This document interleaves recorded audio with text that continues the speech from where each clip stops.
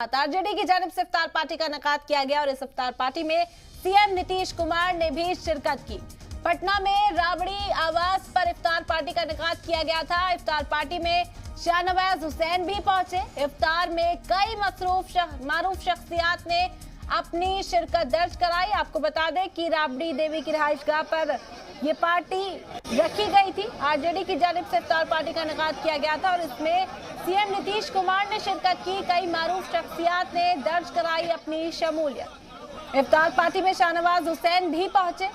कई कद्दावर लीडरान को यहां देखा गया। सीएम नीतीश कुमार यहां पर पहुंचे। राबड़ी देवी की जानिब से इफ्तार पार्टी का इनेकाद किया गया था। आपको बता दें कि आरजेडी ने इफ्तार पार्टी रखी थी जिसमें सीएम नीतीश कुमार पहुंचे और उनके अलावा कई कद्दावर लीडरान बिहार की सियासत से जुड़े यहां पर नजर आए। पटना के राबड़ी आवास पर इफ्तार पार्टी का इनेकाद किया गया था। नीतीश कुमार यहां शिरकत करने के लिए पहुंचे। तमाम सियासी लीडरान ने भी अपनी शिरकत दर्ज कराई और इफ्तार में आए, खजूर से खोला, बहुत अच्छा बाकर खानी भी था। डीएसपी से मिले और आपको देखा मैंने कि आशीर्वाद भी दे रहे थे उनकी पत्नी को।